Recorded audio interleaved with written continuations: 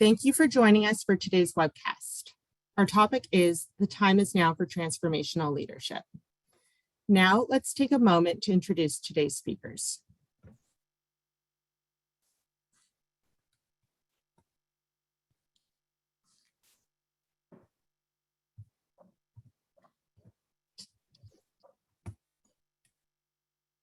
Tim Hewat, based in Toronto, leads the technology executive search practice focused on growing tech companies and tech roles in other sectors. He specializes in transformations of organizations, and he also leads the board search practice at LHH Knightsbridge. Karen Wong is based in Montreal and brings more than 25 years of global search experience across diverse industry sectors to the firm's executive search practice in Canada. She leads the industrial, manufacturing, and mining executive search practice with a focus on the Quebec market. Karen, I'm going to try passing the controls back to you. Let's see if it works. Okay, thank you, Laura.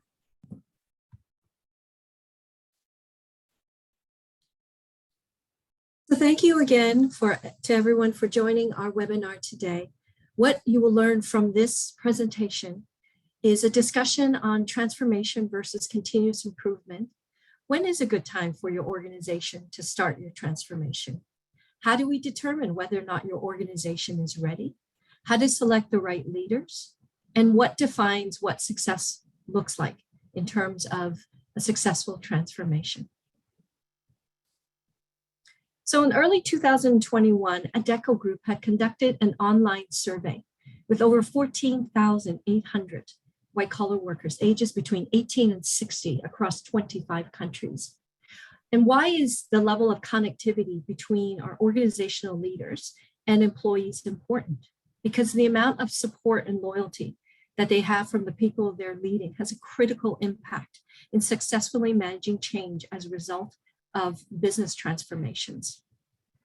So on the screen, you'll see the first data point on the left is the percentage of leaders that felt they were satisfied in general with the performance of the leadership team during the pandemic.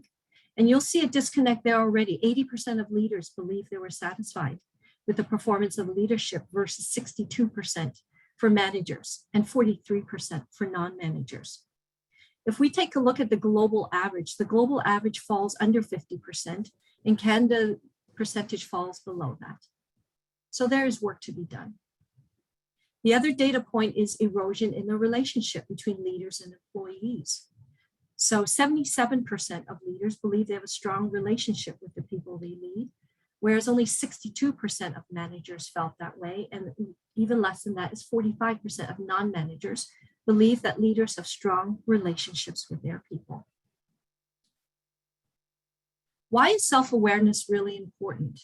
Because self-awareness allows leader to assess how they're performing, as well as the level of satisfaction among the workforce. So during the pandemic, senior leaders felt 77% were largely satisfied with their own performance during the pandemic, whereas only 64% of managers thought so, and 57% non-managers. Senior leaders believe they have met or exceeded expectations on a good working culture. And as you can see, only 62% of managers thought that, and 30% of non-managers. And so non-managers, only 33% believe they were getting due recognition for the work they do. And more importantly, 42% of non-managers said managers have supported them in achieving a work-life balance. So as all organizations are coming out of the pandemic, we realize that the new world of working that we're all facing needs a new approach to leadership that emphasizes emotional intelligence, emotional connectivity, a sense of inclusiveness, and very importantly, a deepening of relationships with the people being led. We have a real opportunity to redefine organizational culture, whereby leaders and employees are not only reading off the same page, but pulling in the same direction. So we're going to take a moment to do our first poll here. And we'd like to ask you the question, to what extent do you feel that there is a disconnect between leaders within your organization and your employees? Very significant, somewhat significant, or not significant enough to be of concern? So please go ahead and take a moment to vote. We'd love to hear your feedback.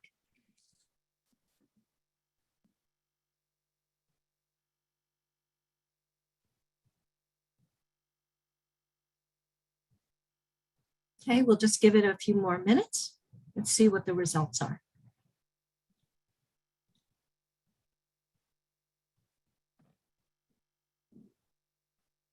All right, so let's take a look. 18% say they feel they have a very significant disconnect between leaders, organizational leaders, and employees. The majority, 68%, feel it's somewhat significant, and 13% says not significant enough to be of concern. So is this surprising to you, Tim? What do you think about the results? Yeah, I think we see that disconnect that we obviously saw in the poll results, and this just validates it very much. So this is something that we're going to spend some time talking to you about. It really is so important to get everyone on side and part of the program. And this would tell most organizations that if they're at the starting point of a transformation, they're not ready. So they need to fix this, and I'll talk about this more as it relates to culture, just as we get into the presentation a little bit more. Absolutely. Thank you, Tim.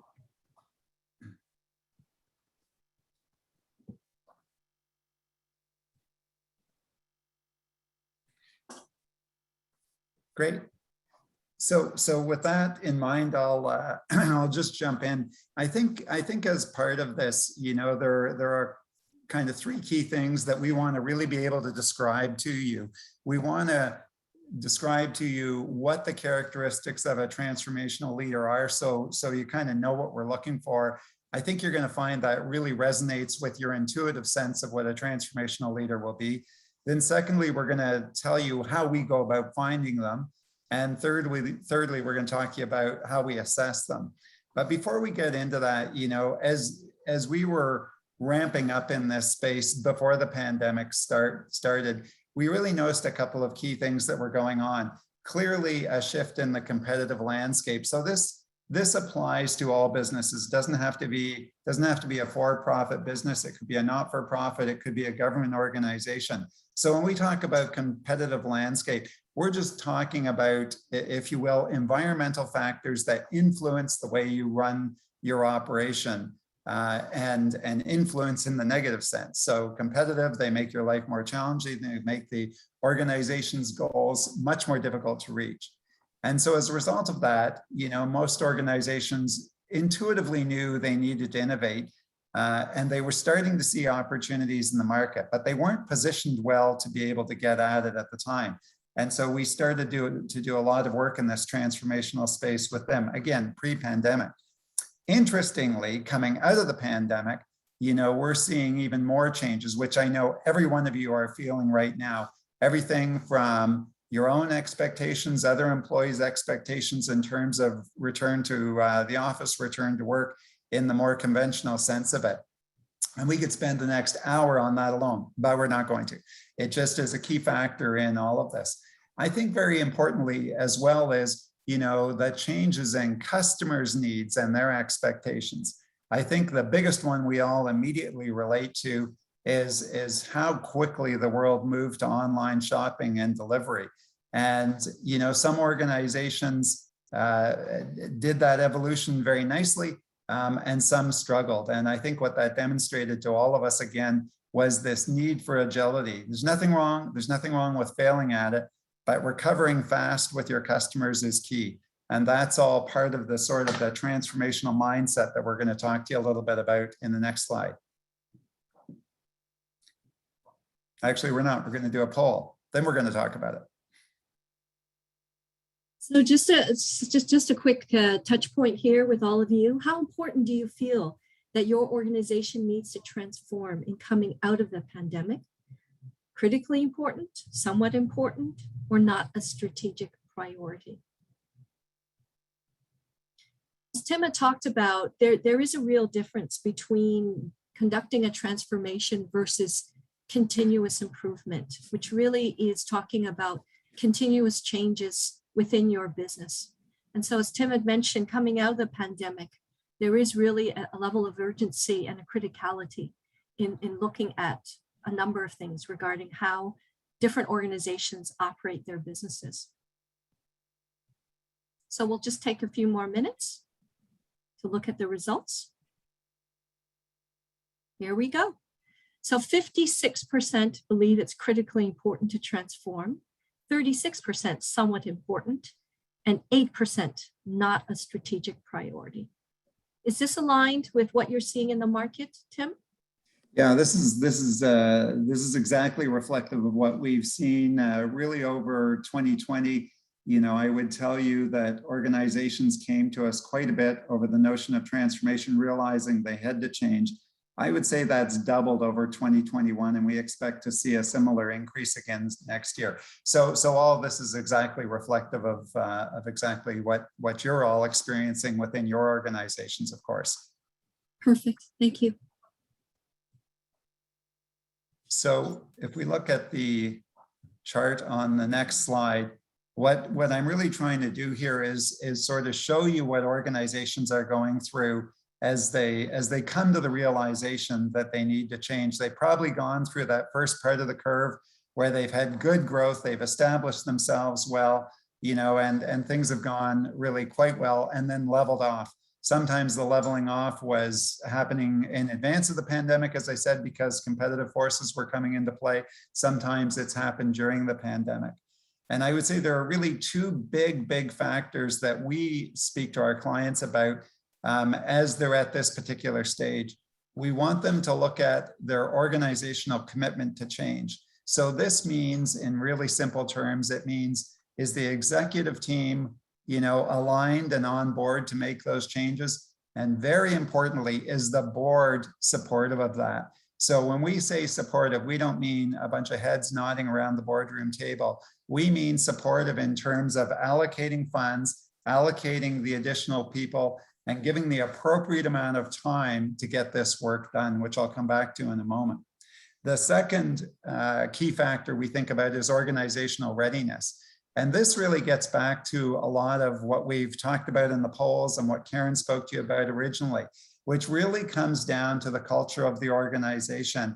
And is everyone on side? Does everyone understand what it's about to happen? And is everyone committed to making that happen? So those are two key parameters that we spend a lot of time with organizations on before they enter kind of into a transformation within the organization.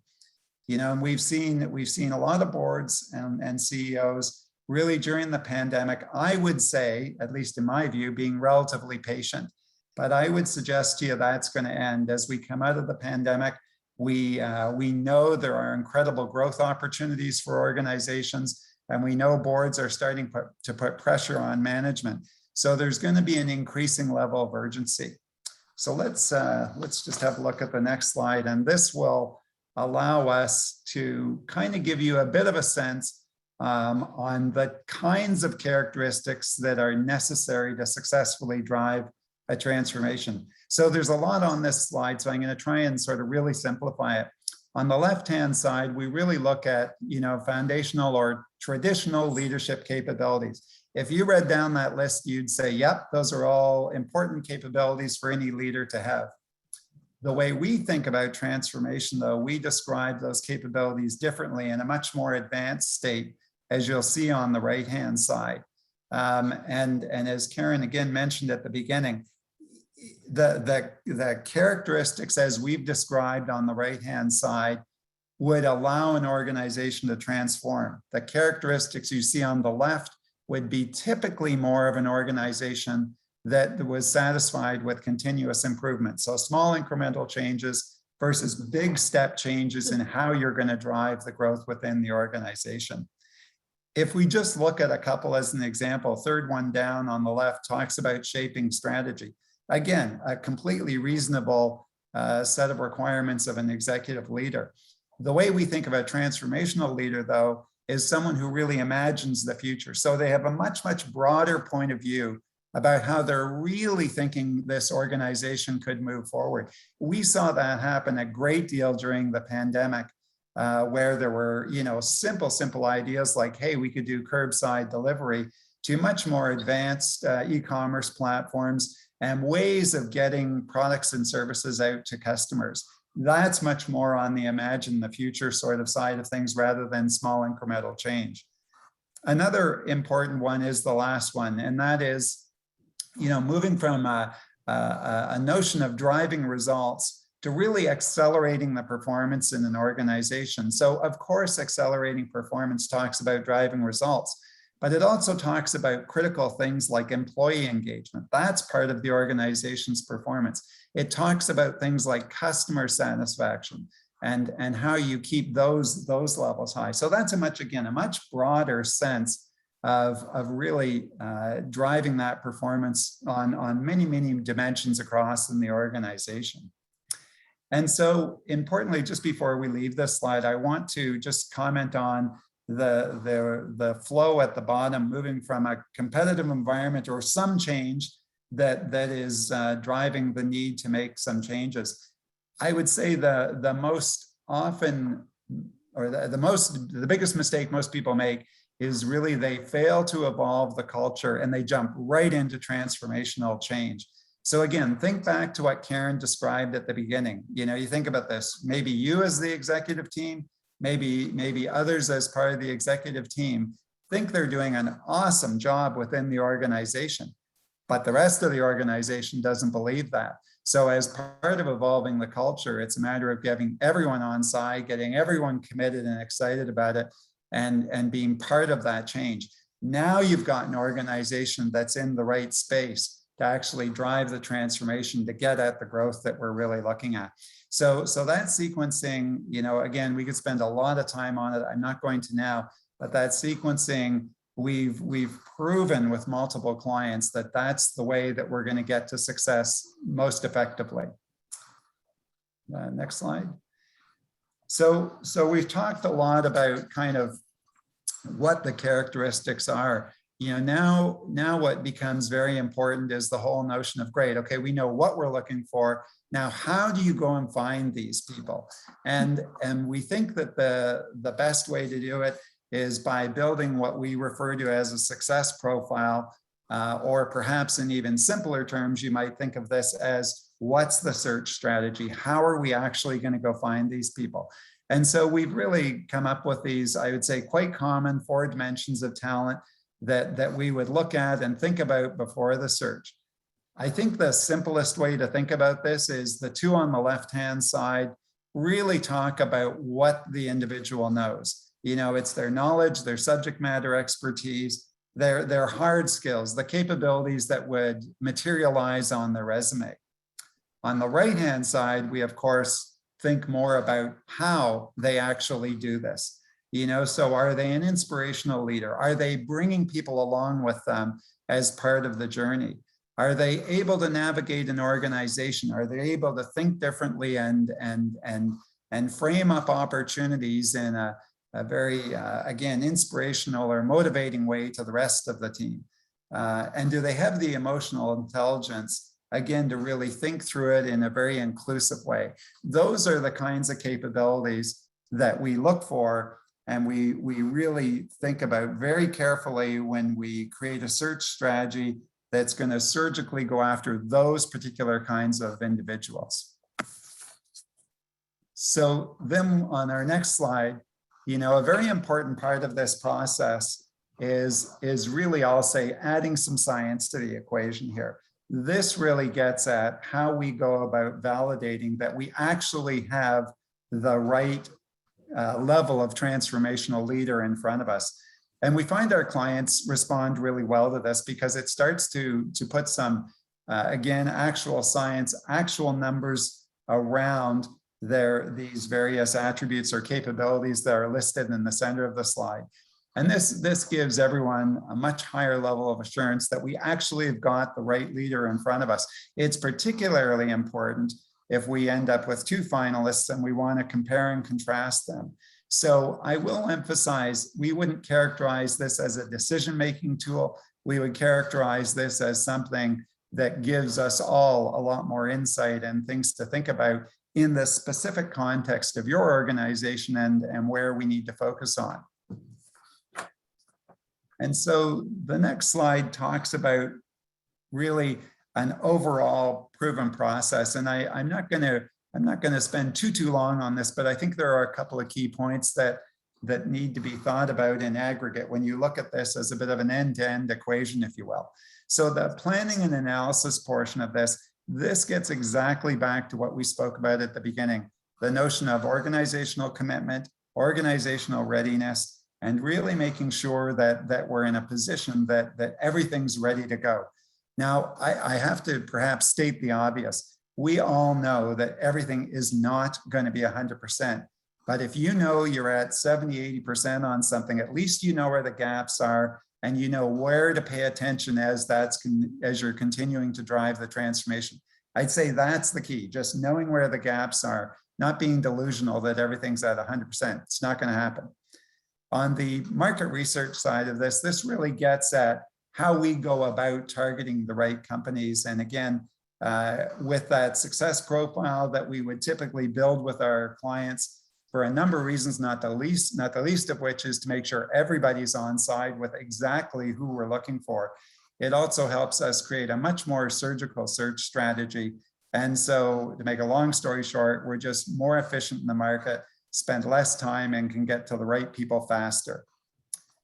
The next two, the candidate evaluation and final selection, again, those all are tied into the transformation assessment work we've done. We've adapted one of the Hogan tools to do this very specifically for this transformational work. And again, you've seen in the previous slide how you can get back to specific numbers and get very clear about it.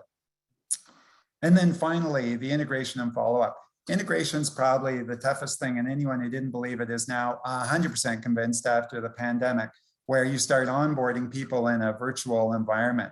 You know, this is something we spent a ton of time with our talent leadership team, you know, helping the rest of the organization onboard individuals, put in that extra effort in a virtual environment.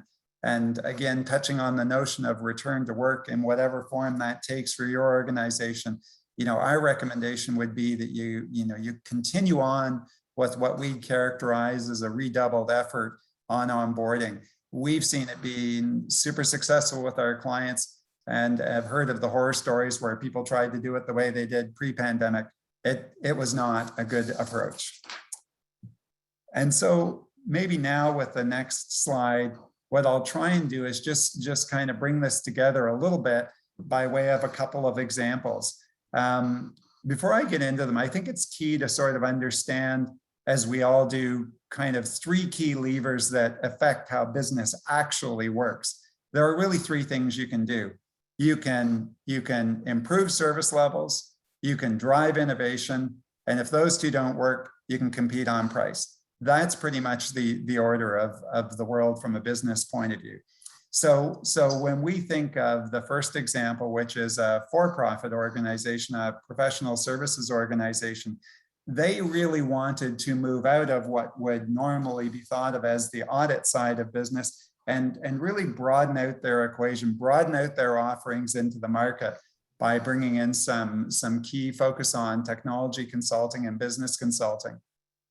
So we worked with them quite a bit to sort of help think through their transformational strategy, help think through the kind of leaders per the examples that I had given earlier.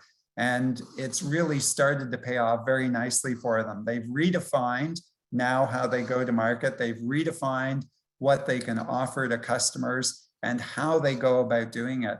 And they've had great success because they already were starting from a position of strength.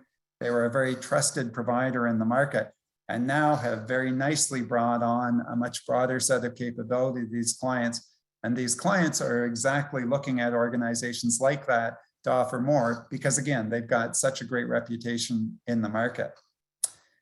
Perhaps then looking at the not-for-profit organization, this was a provincial organization we did a lot of work with. They really needed to really modernize their organization. So thinking back to what was that outside influence that drove them, it wasn't a competitive environment. It really was that they were not seen to be as effective as they were, as their mandate was to suggest. They were just losing traction in the market. And so they came up with a great transformational strategy. We spent a lot of time working with them, refining it. thinking about exactly how those capabilities were going to play out. And really, over the course of the last 2.5 years, we've now replaced 80% of the management team to drive that transformation. And so when you look at that and say, okay, so well, what were the results? How would you know that was successful? We know it was successful for two big reasons. Number one, their client group, the ones who used to have to follow the rules and abide by a strict set of regulations, now did so in a much more collaborative way with this organization. And they were able to deliver much better results to the organizations they serve. The other interesting sort of measure of success on this was the Auditor General, who prior to the transformation effectively gave them a failing grade. And now that they're down this path, which took about 2.5 years, have given them, top marks as an organization that really has modernized their approach to the environment and delivered much better results for the, in this case, the broader province. So let us pause there and see with our third poll. Karen. Yeah, so we have our final poll here. So after everything that we've talked about, we'd love to hear your viewpoint in coming out of the pandemic. What area do you feel is most important to transform? Whether it's your operational business model, changes in leadership, either to augment or replace, as Tim has just spoken about. Workforce engagement and motivation. We've spoken a lot about organizational culture and the importance of motivation, engagement, retention, career development, opportunities, and other incentives. And the fact that workplace safety and culture probably supersedes the importance of compensation, leadership training and development, or it could be a combination of two or more of the above. So please take a moment to complete this final poll and let's see what the results are.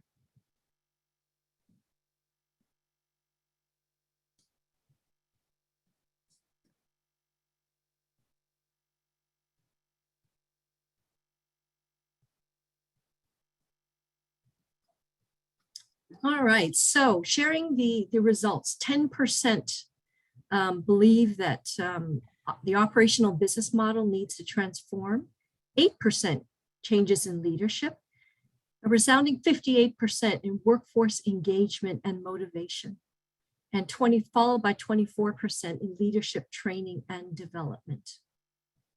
So I think, Tim, what we're seeing is there's a recognition that there is changes in the workforce culture and an important area to focus on. Yeah, exactly. This gets it back to the point I was making a few minutes ago where, and this just sort of outlines it perfectly.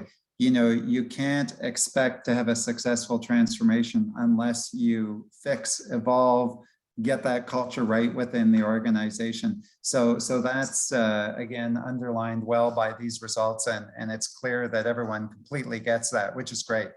Yeah, it's phenomenal.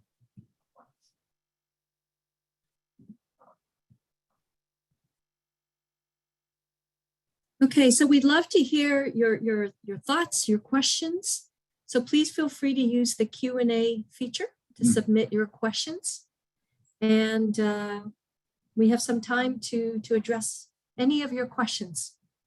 So please feel free to submit your questions and we'll talk about your thoughts and your feedback. And great. While you're all thinking about that and as Karen said, submitting them in the Q&A section, I'm gonna start with one that we've received, which was, how do you differentiate between transformational leadership and disruptive leadership? That is, I tell you, if I could have asked someone to plant a question, that's the one I would have asked for. So thank you. So it's a great point because I think a lot of people look at this and have experienced, this, what was a positive notion of disruptive leadership. They thought, well, we'll disrupt the organization and that will change it. But everyone now knows that that's not an effective model. That's a perfect example of trying to do the transformation first and not evolve the culture first. We've seen that in a number of occasions where our clients have tried that. So I think the difference is, just as one or two couple of examples, a transformational leader, is one that knows how to navigate in the organization. They've got the EQ skills, they've got the ability to look up and say, we know this is all new from everyone. We know it's going to be difficult. We're not going to try and change this place overnight. This is a longer term initiative. It's probably going to take 2 to 3 years to get through. And again, it's going to require funding and additional resources, people to make it come into place. So those are the kinds of things that make the different things like navigating it, understanding you need to evolve that culture first. All of those smooth the way for a very effective transformation. So the next question is, once leaders decide they need a transformation, once leaders decide they need a transformation, are they working with internal, external teams to get the work done? So often organizations will bring in management consultants to help them think through it. And that's great because it brings, a broader set of experiences, a broader perspective to an organization, which can be certainly very helpful. Though the distinction is there needs to be a very clear, I'll say, handoff from the management consulting team to the management team within the organization. And that management team has to internalize it. And again, start to get any cultural changes necessary on board at the beginning. It sort of leads us into a related area or a related question we've received, which is, should that transformational leader be a single person in the organization who owns all of it? Or should this be part of everyone's job? And that's really, I would say, more of an opinion, depending on who you talk to. If someone said, well, Tim, get off the fence, kind of which do you prefer? I would say I much prefer it be part of everyone's job. That way everyone's bought in, everyone's accountable to deliver on it. I'm not saying, well, look, I'm doing my thing, but it's Karen's job to drive transformation, not mine. It's everyone's job, in my opinion. So that would be our preferred model by far in that case.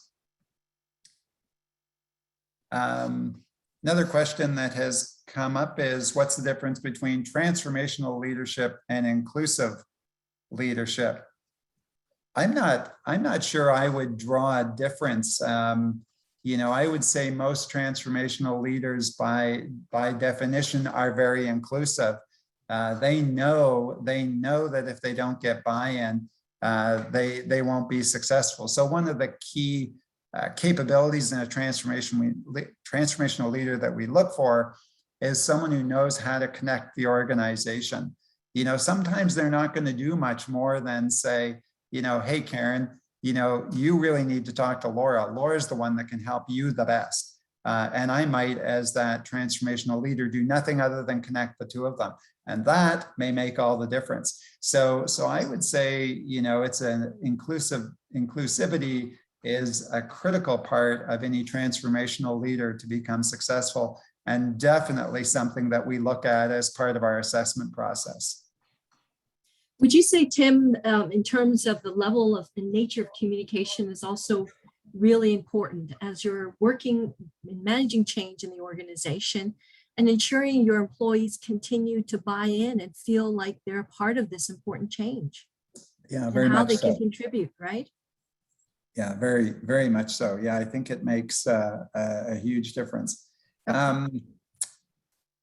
One of the other questions that came up is, what are the most common types of roles that we would see in a transformational area? So from a tactical point of view, I would say operations tends to be the biggest single one that an organization looks up and says, okay, we need to change how we deliver a product, deliver a service, engage with our customers. So that would certainly be one of the top two. The second one would be customer facing roles, because again, they may be not only changing how that organization interacts with customers, they may in fact be introducing new products or services to those customers, so that customer facing role, whether it's marketing and or sales, becomes critical as well. But again, as we saw in that last poll, the engagement piece is that foundational element that's most important. So when you do that kind of poll within your organization and you see those kinds of results, the message is overwhelmingly, we've got to fix the foundation first before we start trying to go to market, because you're absolutely going to trip if you try and go to market without doing it. Unfortunately, we've seen that happen a couple of times. Sorry, I'm just trying to scroll down to these questions. Let me just get that one here. So transformational leadership. Sorry.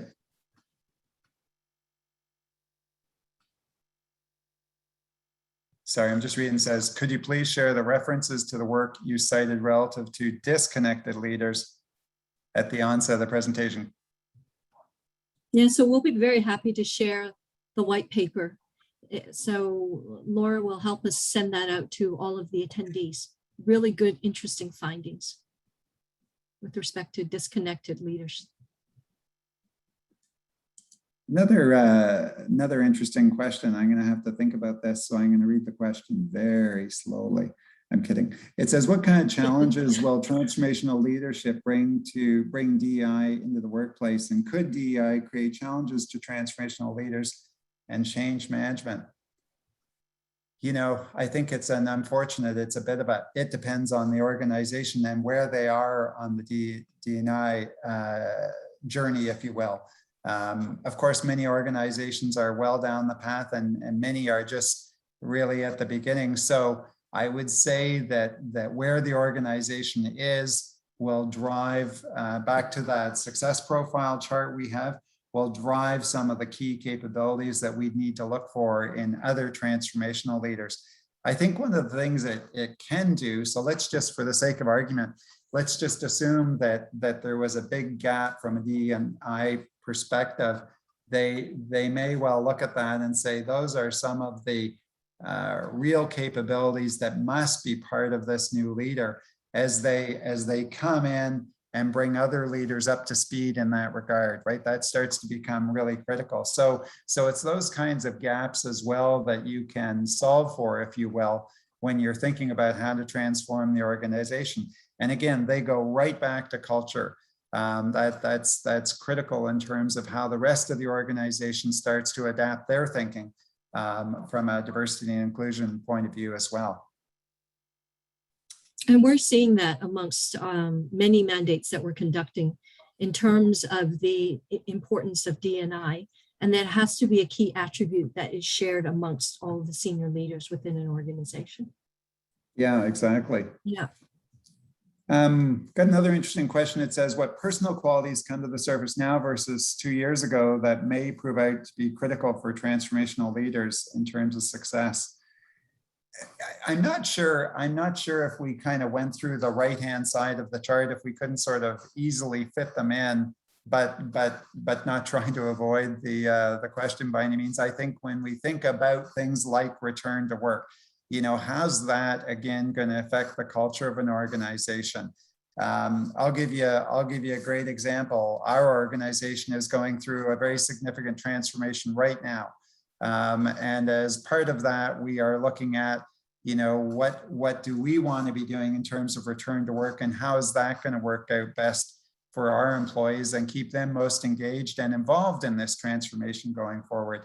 So I would say one of the most critical things we've realized, which we expected to be the case, is people who are very collaborative, very inclusive in terms of, the changes coming up, very transparent about it. So when our leadership, isn't clear on a particular piece, we collectively get on a call and we talk about it.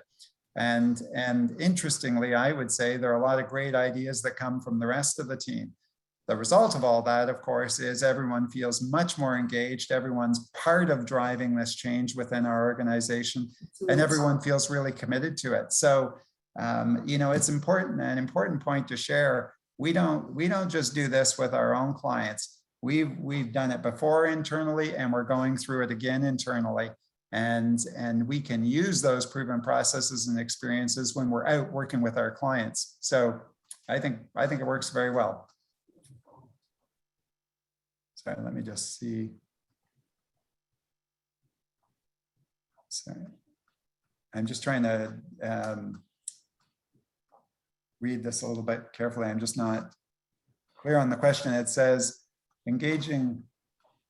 Oh, it's hard to engage staff continues to drain. Okay, yeah. So just the amount of energy it takes to engage the team.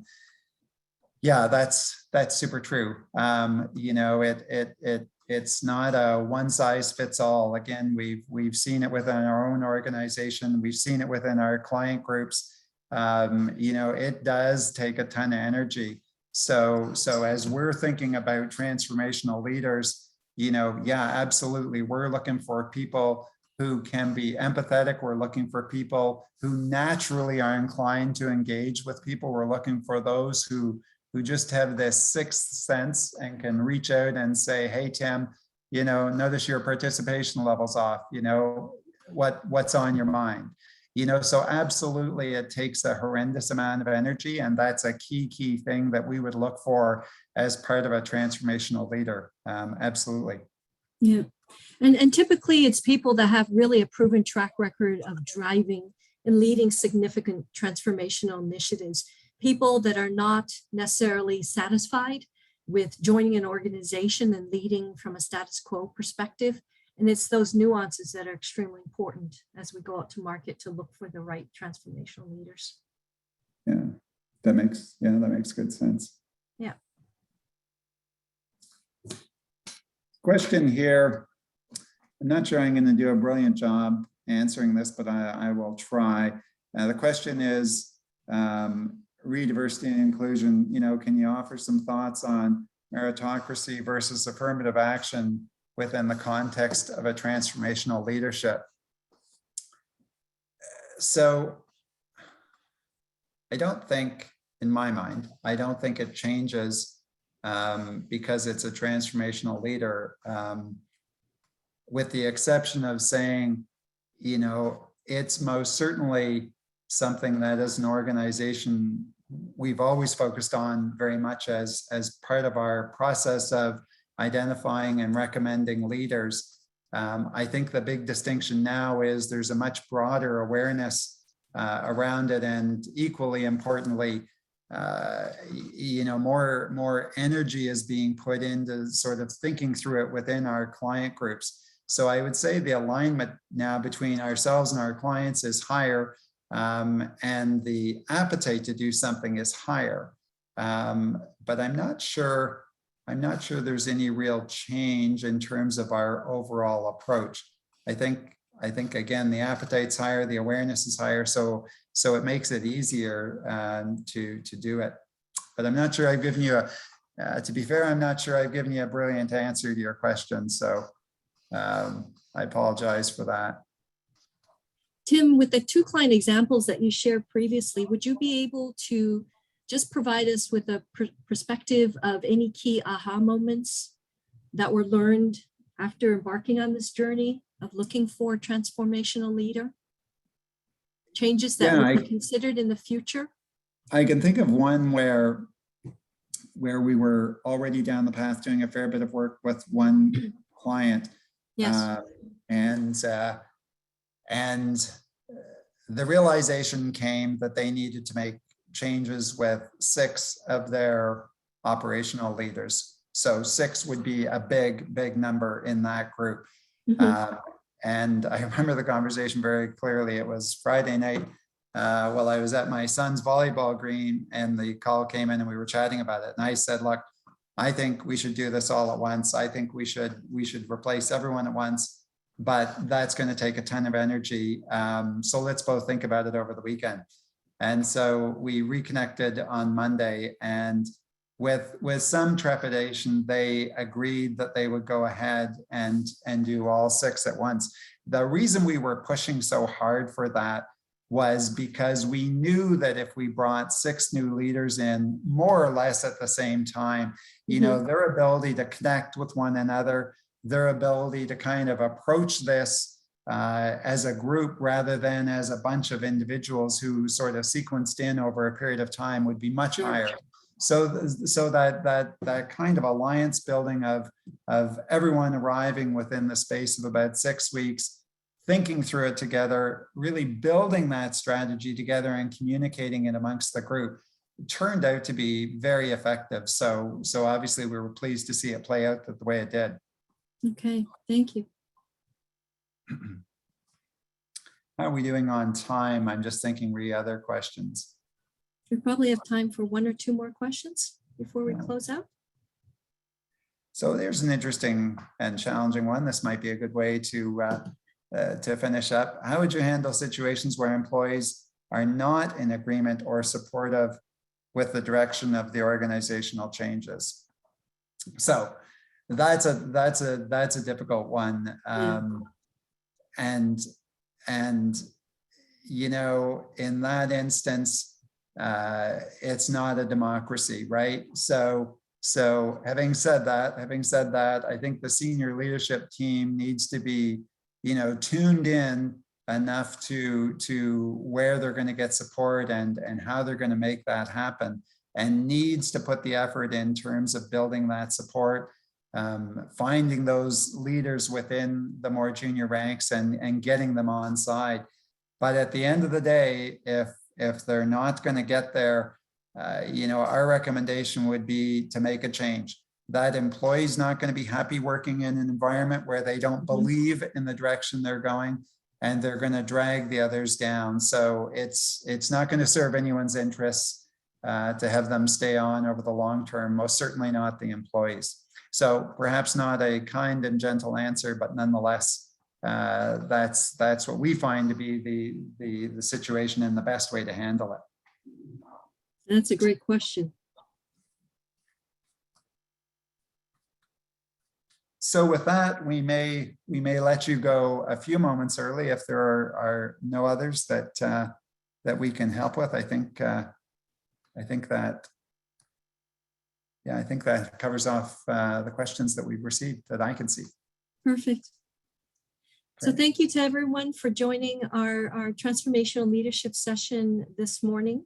And as we mentioned earlier, we will be sending out a link to the recording following this session to all attendees, as well as a copy of the Disconnected Leadership White Paper. So we wish everyone a great rest of the week. And thank you again. We hope Great. you found Thanks so much for joining us. Thank you. Bye-bye. Bye-bye.